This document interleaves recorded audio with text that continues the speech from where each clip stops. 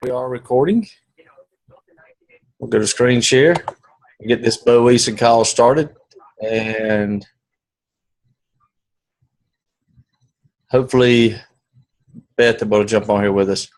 I don't know what I did differently about that Zoom call, but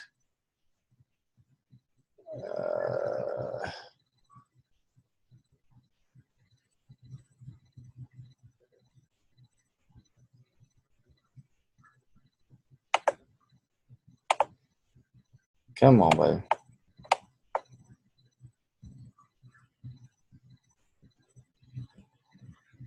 Y'all still there?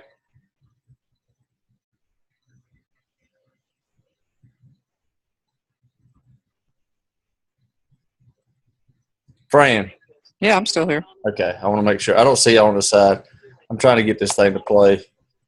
I see a big orange screen right here. Hello and welcome everyone to our Y'all see that? exclusive training session for those coaches who qualified. You see that, Fran? No, all I see is an orange screen. I can hear it, but I don't see it. That are on this exclusive training. And by the way, it is exclusive, so do not share that link with your team. Anyway, we are excited to have today's trainer with us today. This guy has an incredible resume. First of all, professional football player. Can't beat that. But then went on to become a writer, an actor, produced his own show on Broadway. See, y'all can hear it. As long as you can hear it, I'm good. He has become an expert in teaching people how to package their own personal story to improve their life and improve their business. We're so excited to have him with us today, Mr. Eason. Bo, come on out here. Great to have you. Take it away. Thank you. Appreciate it. When I was 9 years old, I had this dream.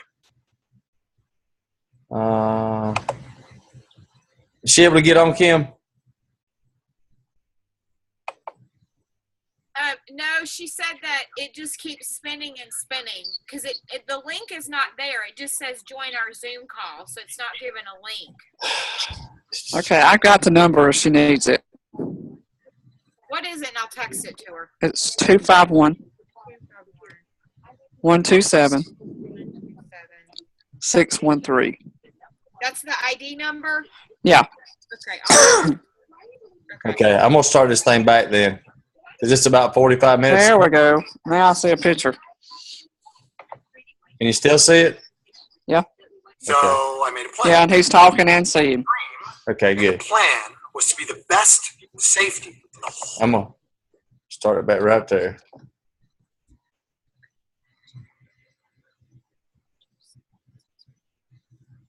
Kim, let me know if she gets on too.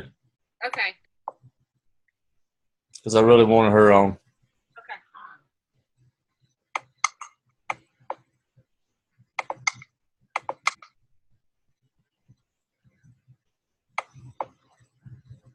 Come on, it's buffering.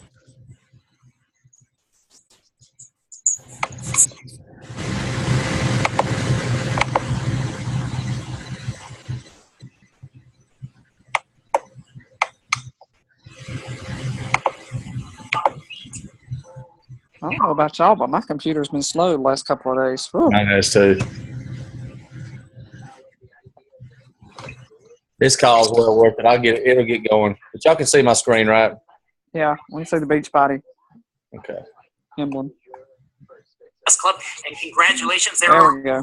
12,000 of you that are on this exclusive training. And by the way, it is exclusive, so do not share that link with your team. I didn't. Anyway, we are excited to have today's trainer with us today. This guy has an incredible resume. First of all, professional football player. Can't beat that. But then went on to become a writer, an actor, produced his own show on Broadway called Runt of the Litter. And since then, he has become an expert in teaching people how to package their own personal story to improve their life and improve their business. We're so excited to have him with us today, Mr. Eason. Bo, come on out here. Great to have you. Take it away. Thank you. Appreciate it. When I was 9 years old, I had this dream. So I made a plan. The dream and the plan was to be the best safety in the whole world. And I had 20 years to do it. Safety is a position in football for those of you who don't know. So I had a dream and a plan of being the best safety in the whole world. I had 20 years to do it. So what I did was I stole some school paper and some crayons from my sister, and I drew up a 20-year plan. And I brought that plan to the studio with me today. I'm going to show it to you now. You ready? Okay, here we go. And I'll make sure you have a close-up of this also. This piece of paper, 45 years old. Kids just informed me the other day. Made me feel really good about my age. So there it is. That is the 20-year plan. Okay? Best safety in the world. I'll give you a close-up of this. Okay, ready? You guys see that? Is that a good spot for it? Does that, see this character here? That's me. Nice hairdo, right? Does that look like the best safety in the world to you? Anyway, Johnny and me are getting a car. If you want to be the best safety in the whole world, you got to be able to do one thing better than everybody else in the whole world. One thing. And guess what that one thing is? You got to be able to do this. You got to be able to do this. If we had a full length, you'd see that I'm getting down in a safety position, right? This is what you got to be able to do better than everyone in the whole world. You got to get down like this. Boom. And you've got to be able to run backwards, just like this. Boom. Backwards. Faster than the fastest man in the world runs forward. That's what you got to be able to do if you want to be the best safety in the world. So I said, cool, that's what I'm doing. Okay? So I'm 9 years old. I have my dad wake me up every morning at 5 a.m. And he wakes me up every morning at 5 a.m. He rubs my back in my bed and whispers into my ear to get up. And then he drops some expletives like most of our dads did back in that generation and told me to get up. And I got up and I went out on the wet grass and I got in this safety position and I ran backwards for 10 years. That's all I did was run backwards. All my buddies at school were running forwards. I was running backwards. They thought I was crazy, right? So 10 years passes. 10 years. I'm 19 years old now. 19. Time for me to go to college, all right? So there's 350 colleges in the United States that play college football. 350 of them. Not one sends me a letter. Not one. Not one of those schools recruits me. Think about, just in your own hometown, think about the worst college you can think of. Just imagine the worst football team in college you can think of. I didn't get a letter from them. I didn't get recruited by them. Okay?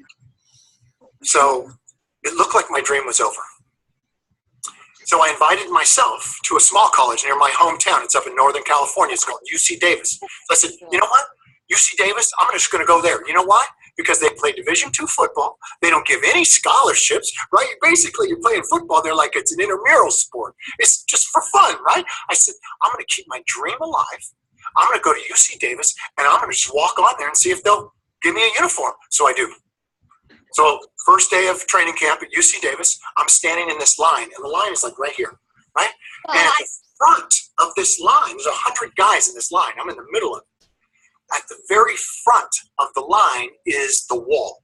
And out of the wall is cut out a window, cut out like this. And on the other side of this window cutout is UC Davis's two equipment men.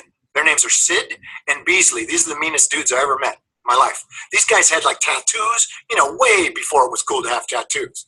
And they hated freshmen, especially if you weighed 145 pounds like I did. So I'm standing in this line at UC Davis trying to keep my dream alive, right? And I finally get to the front of the line, and I say this to Sid and Beasley. Hi, I'm Bo, and I'm a freshman, and I'd like to play football here at UC Davis. And to my shock, Sid and Beasley gave me a practice uniform and a combination to a locker. So I go over to this locker, and I undo the locker, and I open it. I take off my civilian clothes. I put on that practice uniform, and I run out to practice. And I practice 2 hours. I'm out there practicing in that hot sun at UC Davis. And after the 2 hours is over, all of us 100 guys run into the locker room, right? So as we're running into the locker room, the entrance to the locker room is like right about here. Our head coach, a guy named Jim Soker, is standing right here, right next to the entrance to the locker room. And all his men are filing by him into the locker room. And as I start to get close to him, this is what he does. Excuse me, Mr. Eason, can I have a word with you, son? And I thought, oh, this is awesome. I must have done good. Coach wants to talk to me already. So I ran over. I said, hey. I said, Coach, hi. How you doing? And Coach said, I'm doing pretty well. However, you, not so well. See, here's the deal. You're too slow. And you're too slow. You're never going to play football at this university. So here's what we're going to do. We're going to take away your dorm key. And we're going to take away your meal ticket, and you are going to go home. Now, in 30 days' time, when school starts, you come back here, you go to school here, but you'll never play football at this university.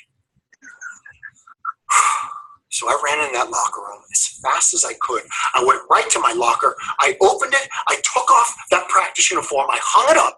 I put on my civilian clothes, and I ran out to the parking lot as fast as I could. And when I get to the parking lot, my 1977 Ford Courier pickup is sitting right there in the parking lot. I mean, this thing's junk. It's all rusty, right? And the windshield's broken, and my antenna was a hanger that I got from my mom's closet. And I get in that Ford Courier pickup, and I drive as fast as I could to the grocery store, as fast as I could to the supermarket. Because, you know what, you guys, 24 hours before this happened, one day before this happened, I was in my mom and dad's driveway in this Ford Courier pickup. And I'm just sitting there in my driveway. I'm the youngest of 6 kids, right? So all my older brothers and sisters, they all drove off to college. And they all sat in this driveway in their piece of junk car and said goodbye to mom and dad for the next 4 years. And now it was my turn. So there it was, sitting in my mom and dad's driveway. My mom's right there on the porch. She's waving. And my dad is standing right there at the headlights of this Ford Courier pickup. And my dad is a cowboy, you know. He's a rancher, so he doesn't say a lot. But me and my dad make eye contact through the windshield. And he starts to walk along the front of the truck and in on the side and comes right here to the driver's side window and knocks on the window. I said, shh, damn, Dad's going to say something. Cool. So I rolled down the window. I said, Dad, what's up? And my dad still doesn't say anything. But he reaches into his back pocket and he pulls out his wallet. And he pulls something out of his wallet and he hands it to me through the window. He says, son, I want you to take this to college. It was a $10 bill he was giving me. I said, Dad, I don't need $10, Dad. They're paying for my room and board. I'm good, Dad. Son, take the $10 just in case of emergencies. So I took the $10 and I was so happy to have $10 24 hours later when they sent me home from UC Davis. I went to the grocery store. I bought the biggest jar of peanut butter that they had and 2 bags of those old stale hot dog buns. Remember those back in that days? You buy old bread like a month old. They sell it really cheap. So I just got 2 bags of hot dog buns. They were so hard, man. I mean, I could have built a house with this hot dog buns. They were so hard. But I got on that Ford Courier pickup. I drove right back to the parking lot of the locker room, parked it right there, and I ate peanut butter hot dog bun sandwiches for dinner that night, and I slept in that pickup. Now, next morning, second day of practice, second day of training camp. I just sort of did, what I always did, which was, just pretend nothing happened. And I snuck back into that locker room on day 2. So as I'm sneaking across the locker room and trying to make my way over to my locker, I looked up and Sid and Beasley were right there and they were pissed and they were standing like this. I snuck by them. I made my way over to my locker. I opened it. It was empty. There was no practice uniform in my locker. So I went back to Sid and Beasley and I said, hey, you guys, Sid, Beasley, do you guys remember me? I'm Bo from yesterday, the freshman, remember? Guess what, you guys? There's been a mistake. Yeah, there's no practice uniform in my locker. And Sid and Beasley go, yeah, there's no practice uniform in your locker because you're not on the team. We sent you home yesterday. Took away your dorm key, took away your meal ticket, so get I said, no, I can't get because my mom and dad, they think I'm on the team, right? So, and I think the one thing you guys forgot about was my dream. And I got that plan, and the dream and the plan is for me to be the best safety in the whole world. And I only got a few more years to do it. So I just like, you know what? If you guys could just give me a practice uniform, that'd be awesome. Sid and Beasley, very tough guys. They hold their ground. But Beasley has this kind of soft underbelly. And this is what he says to me. Freshman, wait right there. And Beasley turns around. He walks to the back of the equipment room, grabs something off of the wall, and returns to the window, and he throws me this hunk of something, cloth. And what it was a practice uniform that was so old, it was hanging on a wall like a relic. Like I think Jim Thorpe may have worn this uniform at one time. It didn't match the rest of the team.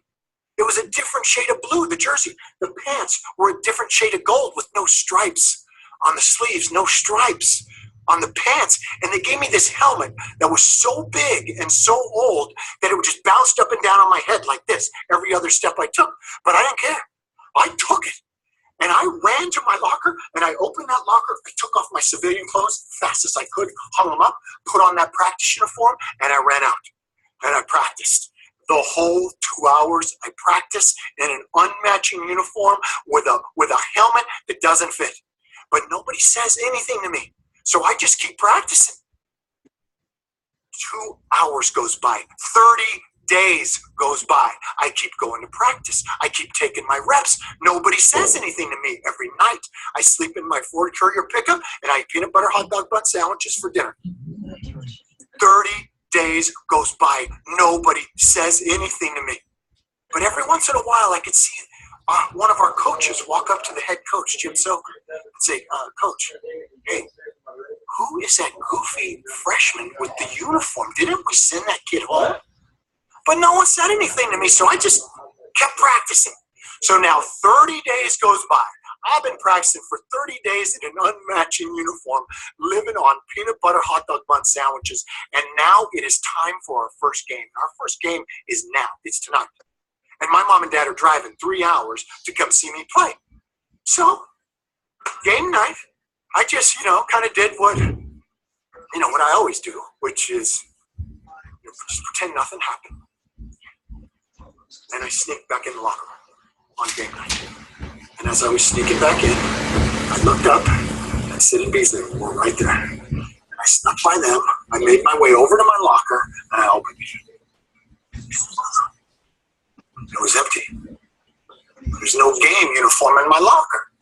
So I go back over to Sid and Beasley, and I said, you guys, Sid and Beasley, you guys remember me? Remember I'm that freshman. Guess what, you guys? There's been another mistake. Yeah, this time there's no game uniform in my locker. And Sid and Beasley go, yeah, there's no game uniform in your locker because you're not on this team. We let you practice. We thought that was cute, but this is a real game with real players. You're not one of them, so get. I said, no, I can't get because what you guys forgot about was my dream and my plan. And my mom and dad are driving 3 hours to come see me play. All I need is a uniform. Everything's going to work out great, you guys. And Sid and Beasley, tough, man, tough. Hold their ground. But Beasley, he's got that, soft underbelly. And he says this. Freshman.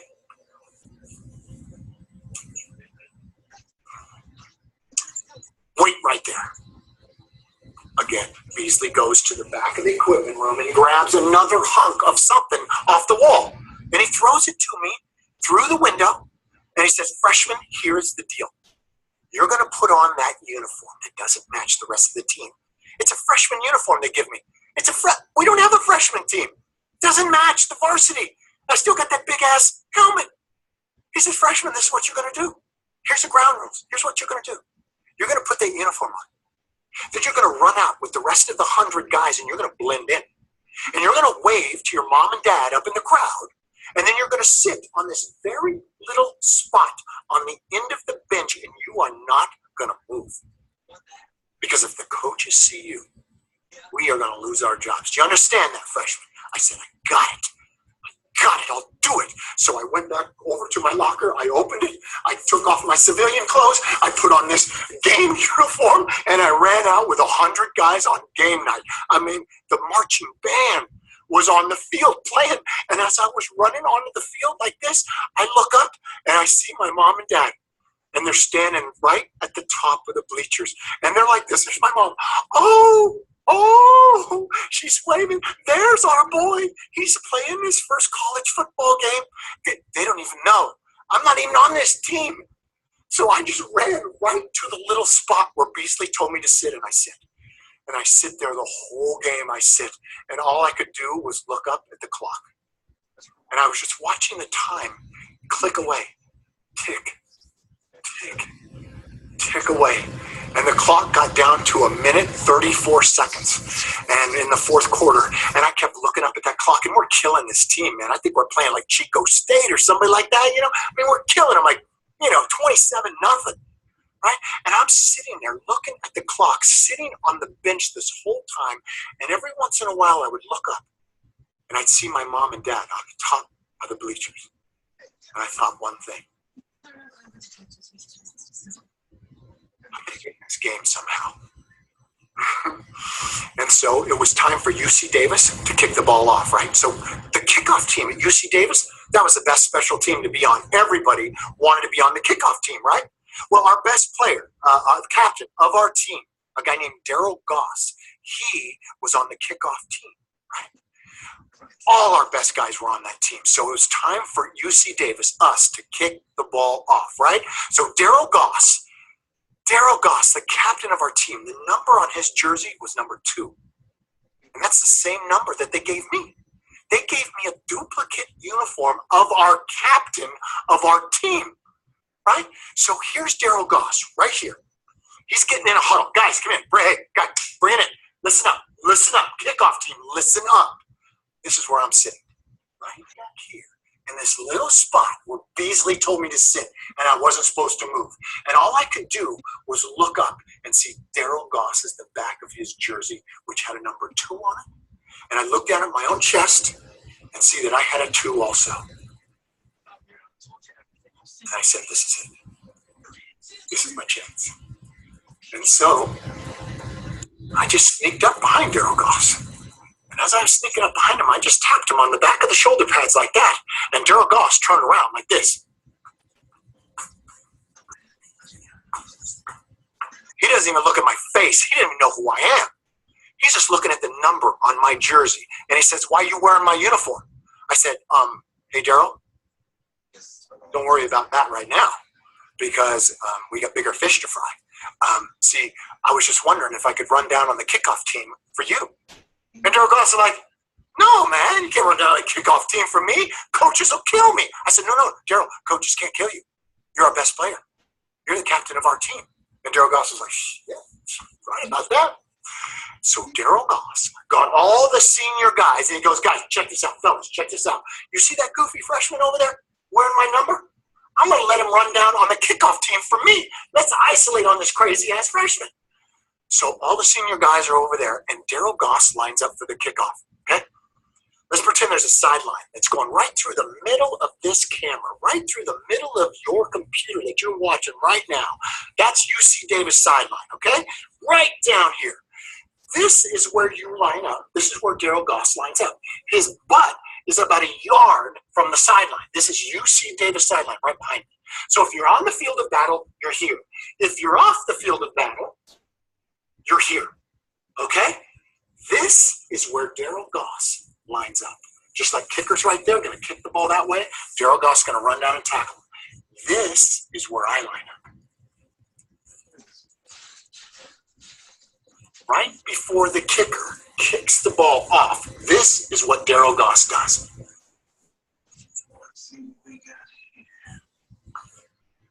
This is what I did. And now the number 2s have traded places.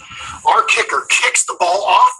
I take off. Now I am small, but I am fast because I am scared. And I'm running down that field as fast as I could. And if you are the first person down on a kickoff team, if you're the first person down, you're met with what is called the wedge. And the wedge is the 4 biggest players on the opposing team. And what they do is they line up 4 across. 1, 2, 3, 4 across. They interlock arms like this, as if they're getting married. And 4 guys, 275 pounds each, run full speed, interlocked arms, and they create what is called a wedge, like this. If you are the first person to run down on the kickoff team, your job is to become a wedge buster. And a wedge buster's job is to run full speed and take them all out like bowling pins so that your teammates can now make the tackle. So I'm running down this field as fast as I could, and I'm the first one down. And I'm just looking at this wedge, and my whole life just turned into slow motion. And I was just thinking, uh-oh. This is really going to hurt. And as I got to the wedge, instead of busting the wedge, this is what I did.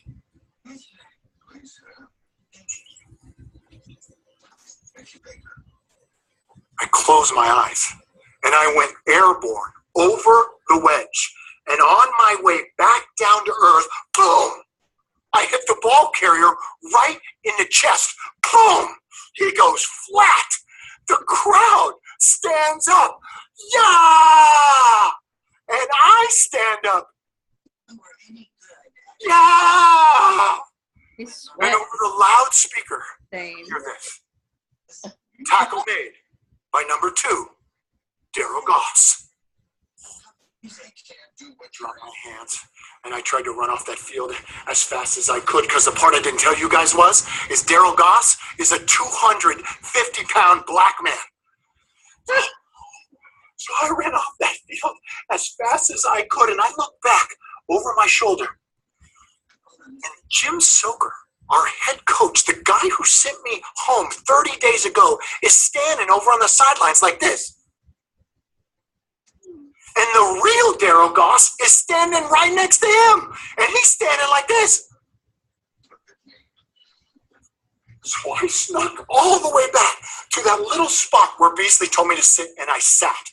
The rest of the minute, 20 seconds left on that clock, and as soon as the gun sounded, I ran as fast as I could into the locker room. I was the first one in there. I ran straight to my locker. I opened it up. I took off, got my civilian clothes. I didn't even shower. I hung up my game uniform, and I ran out of there as fast as I could, got in my Ford Courier pickup, and I ate peanut butter hot dog bun sandwiches that night for dinner. And I slept in that pickup. And that whole weekend, I was dying, man. I was dying. I was thinking, this is it, you know?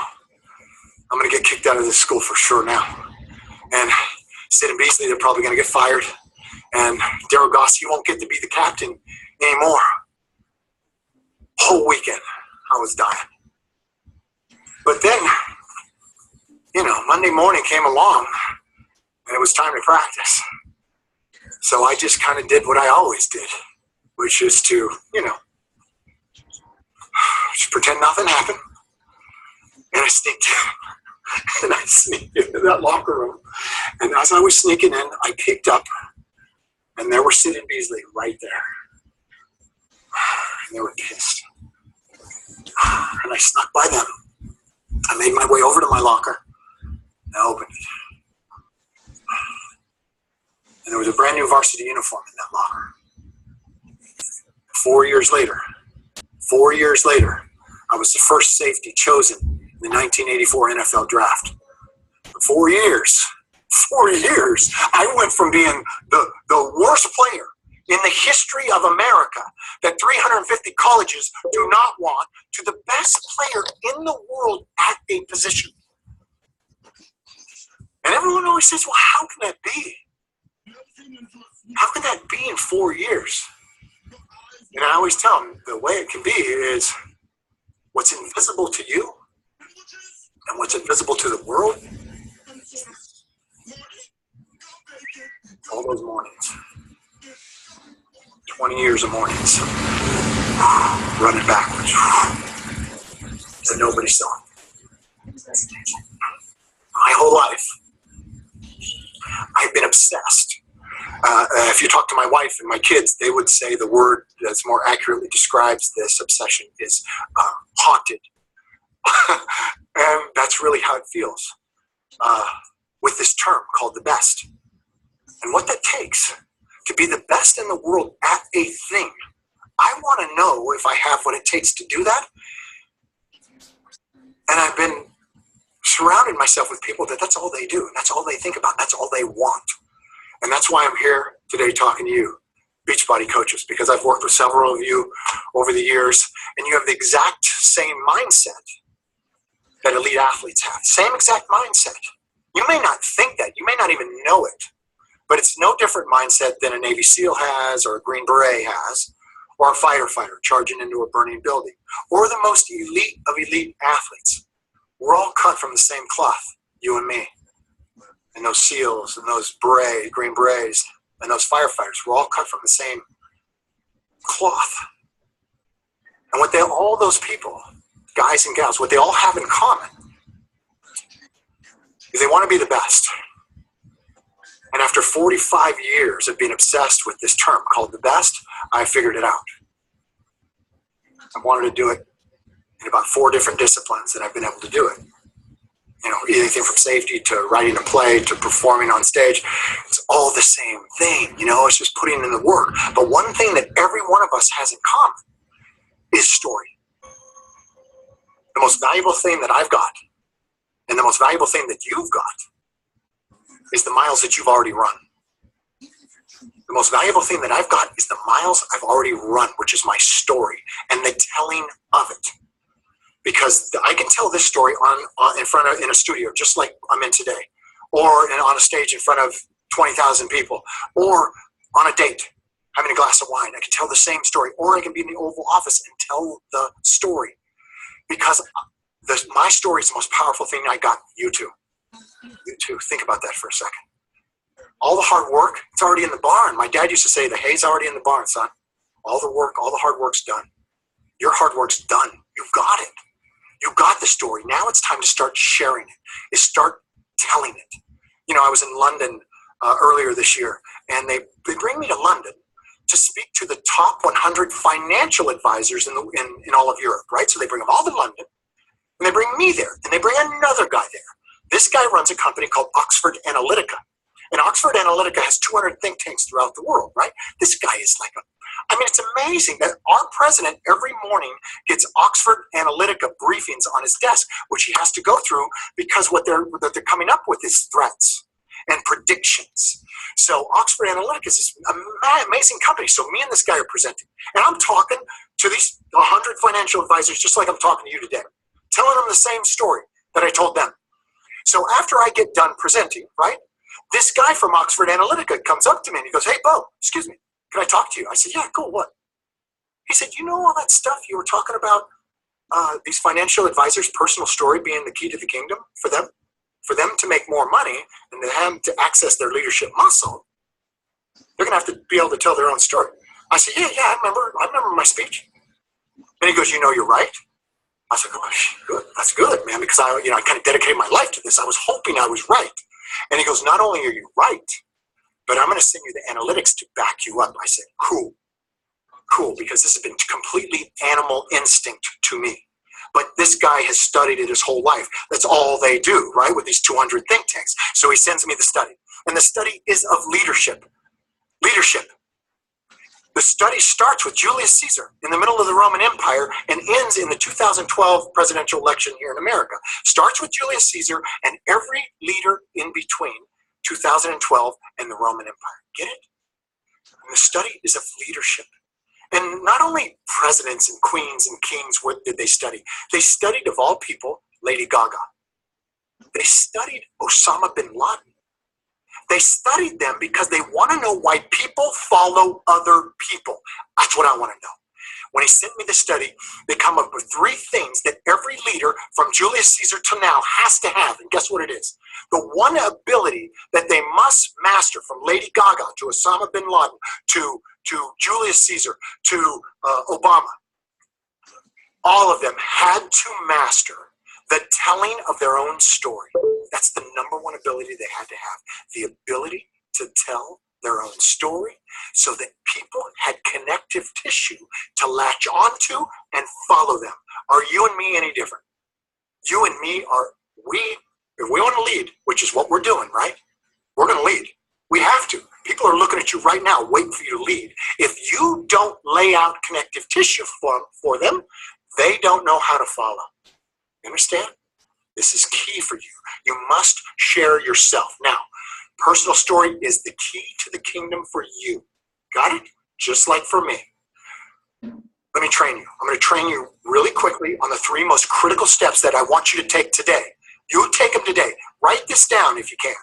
Write it down, these 3 critical steps. You start to implement these and watch your life shift. Watch your leadership muscle take over and watch people start to follow you. Okay? So number 1, I'm going to give you 3 of the most critical things I want you to do today. Number 1, story has to be personal. The more personal your story, the more universal it becomes. The more personal your story, the more universal it comes. So the more personal my story, like my story about UC Davis, which you just heard, personal, right? Like Sid and Beasley, you don't know those guys. You don't know Daryl Goss. You don't know my mom and dad. It's personal to me. The more personal your story, the one you tell, the more effect you have in the world. It impacts the world. Quick example. I told you my dad's a cowboy, right? Remember? So my dad, when I was a boy, he would rope cattle for a living. That's what he's doing. So he's on a horse, he's riding, and he ropes 1,000-pound steer. So he ropes 1,000-pound steer, and the cowboy has to jump off the horse, right? And they have to do what they call holding that steer down. And when you hold a steer down, you've got to take the rope in your hand, and the 1,000-pound steer is running the opposite direction. You have to hold that steer down, and the rope slides through the cowboy's hands. And in this case, my dad's hands. And as a boy, I would watch smoke come off of my dad's hands as the rope slid through them. My dad's hands were nothing but scar tissue, right? So me and my sisters and my brother, we'd all get in the pool. All 6 of us would get in the pool, and during the summers, and my dad would jump in the pool with us with blue jeans on, and he would pick us up by our bare bellies and throw us right across the pool. Every time he grabbed us, we would go like this, Dad, put me down with those hands. Because his hands were nothing but scar tissue, scratched our bellies. It took me 25 seconds to tell you a story about my dad's hands. Personal to me, correct? When I speak of my dad's hands, you don't think of my dad's hands. You think of your dad's hands. The more personal the story, the more effect it has out here. Do you understand? You cannot shy away from it being personal. This is why we don't watch politicians. This is why when the news is on or when a politician speaks in front of a podium, what do? You tell me what you do at home. When a politician, is speaking in front of a podium, what do you do at home? Yeah, right. You don't listen. Or you can't hear. You don't understand. But the volume's high. You don't know what they're saying. You know why? Because they don't know what they're saying. Do you know why? Because it's not personal to them. Nothing's personal to them. That's why they're unwatchable. That's why you don't care. You want people to follow you. You want people to care about you. You make a personal story so they have connective tissue, and now they're thinking about their dad's hands. That's what you want your audience thinking about. Not your life, their life. When I speak of Sid and Beasley, you think of your Sid and Beasley. When I speak of getting rejected, you're thinking the rejection you got, whether it was dumped at the prom or cut from Little League. Doesn't matter. You're not thinking about me. You're thinking about your life. And that's the biggest gift you can give to your audience. The more personal your story, the more effect you have. Got it? That's number 1. Number 2, physicality. Physicality. You might notice, in the studio here, they got me in a cage, right? Like, and I'm like a lion. I want to eat, right? Just like all of us. Physicality, it's a lost art today. But look, your Beachbody's coaches. Look, your job is physicality. That's all we are. Listen, I bring this up to people, and we often forget this. You know that you and me and all of us human beings are predators? You realize that? That word's kind of tough, huh? Because the media has really made that a bad word, right? They've really assigned the worst of our society to that word. Predators, bad. Sexual predator, all this predator stuff, they've made it bad. When in reality, the word predator is the most noble thing that you can be. That's what you and me are. That's what cheetahs are. Lions, tigers, killer whales, falcons, great white sharks, leopards. Noble, most trustworthy, most physical, without unapologetic about their physicality. Us human beings are the most dangerous predators in the world. We're the smartest. We're very noble. We're very trustworthy. You got to take on your predatory instincts. Physicality, you can never apologize for again after this video is over. After I stop talking to you, you will never enter a room the same way, ever. Because every room you enter now, you enter like you were born to enter, which is a predator, which is looking to eat and to hunt and to procreate. That's who we are. But we walk around like this.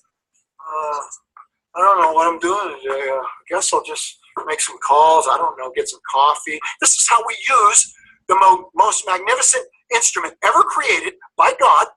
Most magnificent, expressive instrument ever created, and this is how we're going to use it? I guess I'm just going to go, I don't know, I'm depressed, whatever. No, that's not who we are. That's not why we're put on this earth.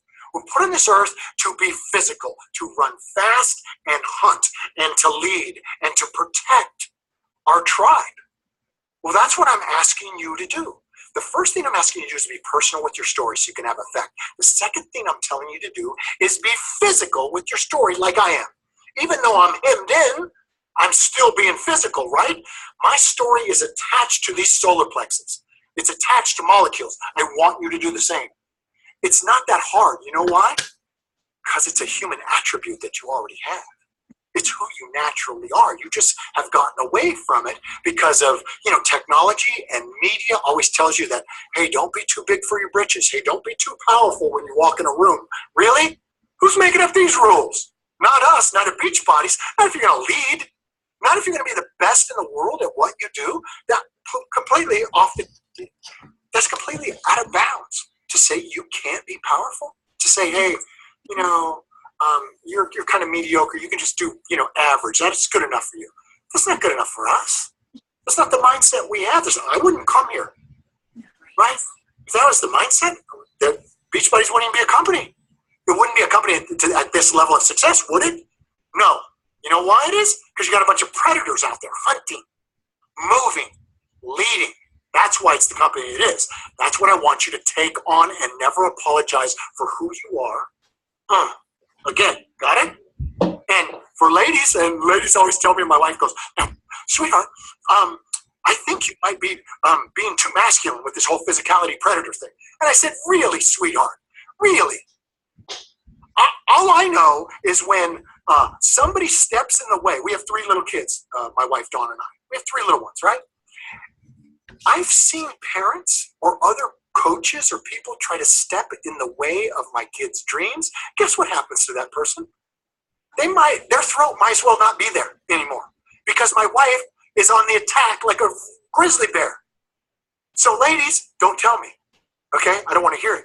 You're much more dangerous than us men. I've seen it. My mom, this dream right here, I can't tell you how many people came up to my mom and said, look, Bo's too small. He's too slow. He can't do it. Don't let his heart be broken. Don't take him down this path. And my mom, who's cool, my mom's cool. If she was here, she's funny. She's a good dancer. She's 85. She will kill you. She will kill you if you try to take away that plan. So ladies, you know what I mean, right? You're vicious because you know what you want and you know how to protect. You're very in touch with your primitive instincts when it comes to kids. I want you to do it when you're a coach, when you're a beach body coach.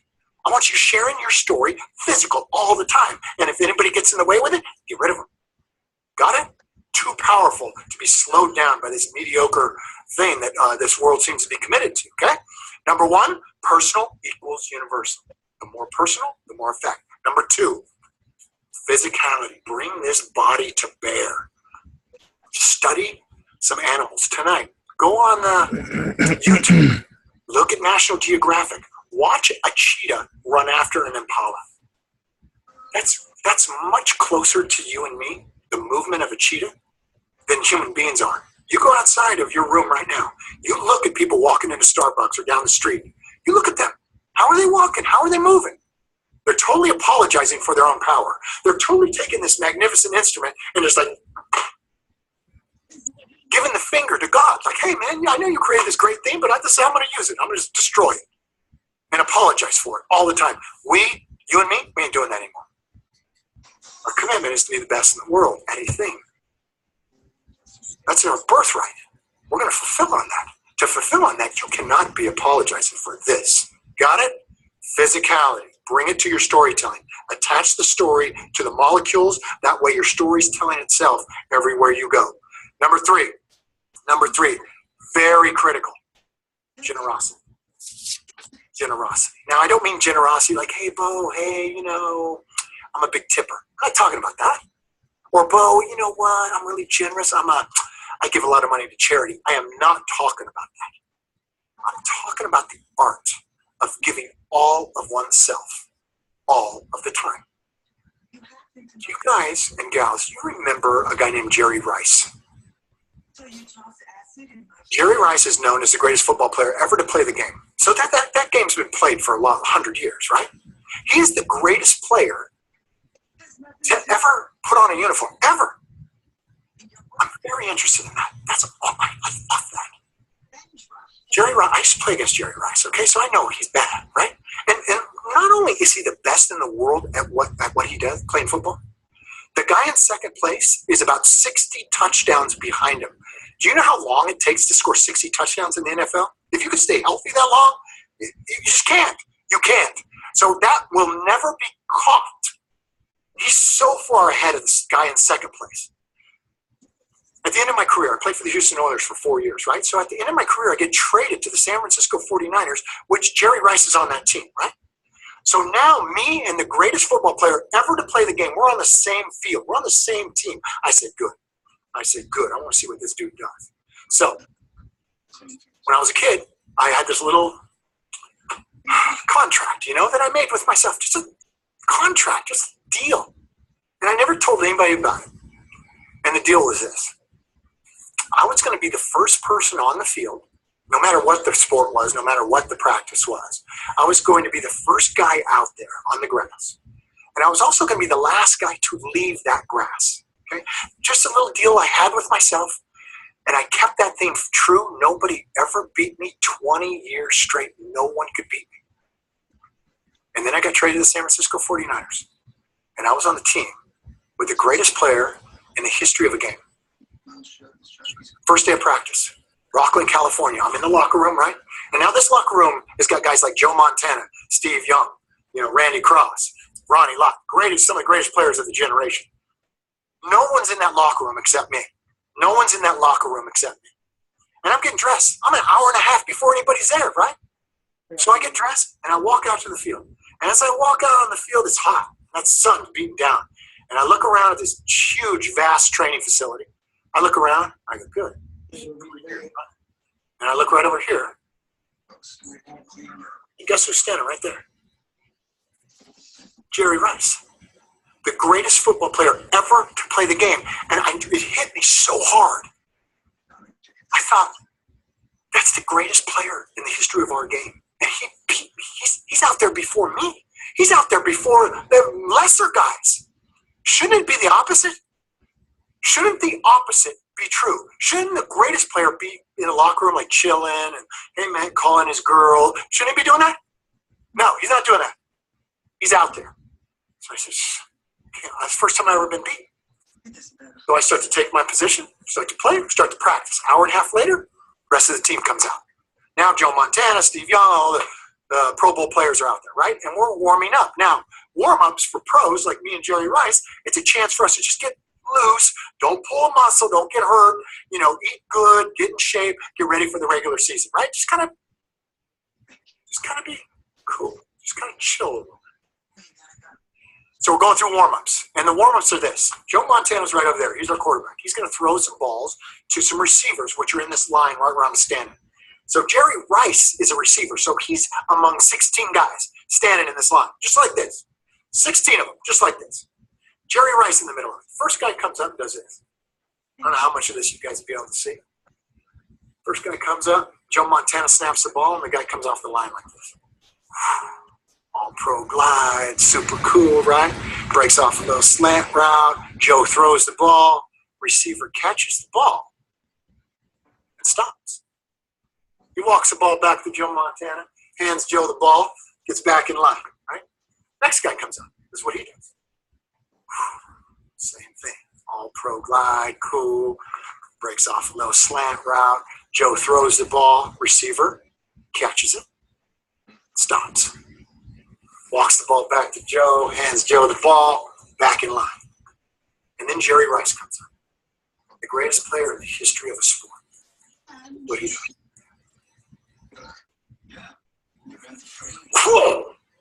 Full speed. Bam! Breaks it off. Boom! Catches the ball. Boom! Gone. Boom! Gone. 100 yards. We're all like, shit, where's he going? Damn.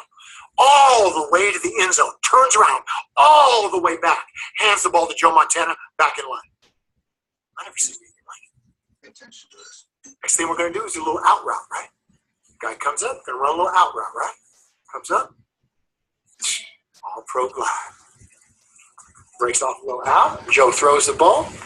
Catches. Stops. Walks the ball back to Joe. Hands Joe the ball. Back in line. And Jerry Rice came up again. This is what he did.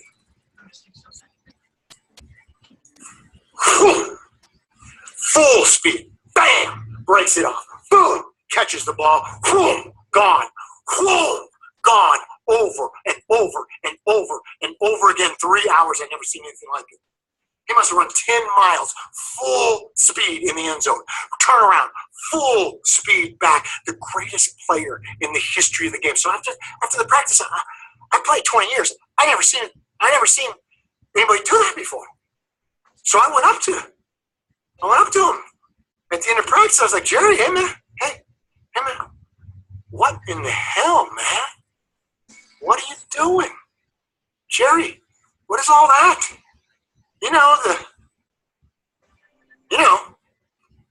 Running. What is that? How you do that? And Jerry Rice goes, Bo, that's so simple. I do that because every time that these hands touch a ball, this body ends up in an end zone. And there are no accidents. The greatest player in the history of the game. 60 more touchdowns than the guy in second place. Every time his hands touch a ball, the body ends up in an end zone. It is trained to be that way. That is what I call generosity. That is what I mean by generosity. Now look, he's a football player, right? I've been married 16 years. I've been a father for 10 years, 11 years. No one's taught me more how to be a husband and a father than Jerry Rice. And the generosity of spirit of which he gives to a game. I always call on myself and I say, can I give as much as he gives? I never seen anything like it in my whole life. In fact, a couple of years ago, my wife came running into our room and she goes, sweetheart, guess what? Your old teammate, Jerry Rice, he's going to be on Dancing with the Stars. Jerry Rice. What do you think I said? What do you think I said? He's going to win. He's going to win. Because I knew he could outwork everybody. I knew he was going to give more of himself than anyone else. Now, that generosity is up to you, and that generosity is up to me. We control the dial. We control the volume dial on the generosity that we're going to give, right? So when I'm telling a story, or when I'm in front of this camera, or I'm on stage, or I'm on a date, or I'm parenting, whatever I'm doing, I think of Jerry Rice, and I go, how much of myself can I give? I want you to do the same, because no one will do this. Everyone's so cool, so all pro. You know what? You know what's funny about this story? is I can't remember the other guys' names. These other guys who were cool, they were cool, right? Cool ain't cutting it these days. Cool don't mean nothing. You know what's great? You know what's attractive? Commitment. The one who's willing to give all of themselves. So every time you tell your story, it's got to be personal. It's got to be physical, and you got to give all of yourself, all of the time. And if you don't, I will promise you one thing. I will promise you that you have a ceiling. Yeah, you have a ceiling if you don't. But if you give all of yourself, just like Jerry Rice does, if you give all like he does, and you give of yourself like I do when I'm telling a story, then people have to follow you. It's unmistakable. No. When I work with people over a 3-day period, the one promise I make to them, and this is the promise I make to you, if you implement what I tell you to implement, is this. If you do what I tell you to do, and or more importantly, you just do what I do, then people will not have the ability to look away from you. So think about that for a second. Think about your life if people don't have the ability to look away from you. In our world, you and me walk around in this world and we dismiss. We go dismiss, dismiss. See people dismiss, dismiss. Not dangerous, dismiss. Apologetic, afraid of her sexuality. Whatever the case, we just dismiss them because they're apologizing for themselves. You and me, we don't do that. People got to deal with you. People have to follow you. That's really, it's paramount. It's everything to you. It's not hard work. You know why? Because it's who you naturally are. It is your primitive nature is to tell stories, be physical, and give all of yourself. We've just been in this information age 2 generations, right? We got fat, we got flabby as far as the storytelling muscles got. But the people who can reignite it and remember it the quickest are going to be the ones who are going to lead it going forward. That's you. And that's me. So take that on. And you know what? This is what I'll do too. I'll give you further training because we have a limited time here. I'll give you further training. I'll send you another video. In this video, I'll take you through some exercises where we actually capture your signature piece. You know my signature piece, like the UC Davis story or the Jerry Rice story? Those are both signature pieces for me. Even the Dad Cowboy story, signature piece. Even the physicality thing, they all are story. If you think back, they're all story. I want to capture your signature piece so that you can begin every speech, every webinar you have, every phone call you have with your initial story so that people get a sense of themselves in your presence. That's true leadership. Got it? This is what I want from you. Okay, so if you'll just fill in, I think they're bringing up a third page. Are we doing that? Oh, we got that? Cool. So what I want you to do is put in your email address. I will send you that bonus video, and we're going to actually sit down, and you're going to have to sit with pencil and paper, and you're going to capture your signature piece. I'll just leave you with this. You're born to be the best. This isn't anything new. You just have to be reminded of it. You're born to be the best. Does anybody remember? Do you remember the day you were conceived? You remember that day? Some people remember that day. I don't. The day you were conceived. Let me just remind you of what happened on that day. 300 million sperm were delivered. 300 million sperm. You were one of them. All with 1 million years of design to do one thing. What was that one thing that those 300 million sperm are designed to do? Naturally designed to do. To penetrate the egg, right? To penetrate the egg. 300 million to 1 odds, and guess who won that race? Who won that race? You. Me. Right? I don't take that lightly. That's 300 million to 1 odds. If I told you today, hey, you could win a gold medal in the Olympics in snowboarding, and the odds are 300 million to 1 that you'll win. You would go, well, I don't want those odds, Bo. And I would say, why not? You've already won that race. You're born to be the best. That's who you are. So anybody or any media or any society that tells you differently, that's a lie. That's a lie. Your story you must lead with. It must be personal, it must be physical, and you must give of yourself all the time, every time. You do that, Watch what happens to your life. Watch who now is around you. Watch your income. And watch your personal relationships. Everything goes through the roof because everybody gets a sense of you, and it's attractive. It's magnetic. That's what I want you to have. So get out there, do it. If you want the further training, put your email address in there. I'll send it to you. We'll capture your signature piece. Great talking to you guys today. Amazing. I love working with Beachbody because you know what? I love your mindset. You're no different than Jerry Rice. Okay, I'm gonna close it up right there. What are y'all doing? Hold on one second. I'm sorry. Okay, well, let me finish this. Okay, can y'all go in there for 1 second? So, hold on 1 second. Okay. I'll be out there in a second. They camping out. I won't let them get outside. Yeah, that was a little long, but the biggest thing that I guess the thing when I was listening to that was, you know, I think a lot of us think that we see all these other people having success and things like that, and we don't think that we can do that. We really don't realize it. We think that, you know, we got to go slow, we got to go whatever it may be, and we're kind of weary of what other people think about us. You know, are we apologetic in what we do? You know, are you bold and proud? I mean, and I don't mean to pick on her, but I know Kim is at the point where she don't care, probably. You know, right? She's probably one of the most boldest coaches. I was talking to Jared today, and I was talking about when we get to Summit for those that are going, and I said, which is everybody's still on here, and I said, I can see Kim now. Kim's going to go meet everybody. She's going to go take pictures with everybody. She's going to want to learn. You know, she's going to do all those different things. And I said, you know, that's the kind of boldness that we got to have. You know, one thing he talked about was sharing your story. Don't be apologetic in what you do. You know, be the best at it. Believe in it. Because the reality of it is y'all can do this. We can do this. You know, your success. And at the end of the day, we've had coaches. You think about this journey, and I'm just going to say a couple of things and then I'll close it up. You think about this journey, and you think about the coaches that have been on this team and the coaches that are no longer on this team. I just had another coach today that said, you know, hey, she's going to have to go get a job and she's not going to be able to do this, and it's fine, you know.